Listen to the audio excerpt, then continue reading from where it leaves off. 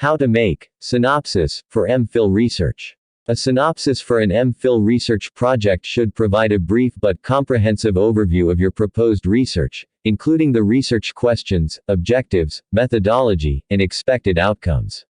Here are some steps to help you create a synopsis for your MPhil research. Start with a brief introduction that explains the research problem, its significance, and the purpose of your study.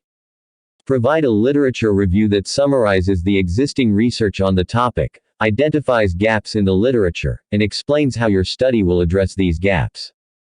Define the research questions or objectives that your study aims to answer or achieve. Describe the methodology you will use to conduct your research, including the research design, data collection methods, and data analysis techniques.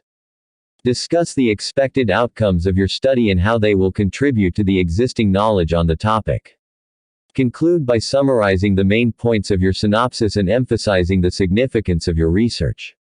Remember that a synopsis should be concise and to the point. Aim to keep it between 500–1,000 words, and use clear, concise language that is easy to understand. Finally, ensure that your synopsis is well organized and structured, with each section clearly labeled and easy to follow.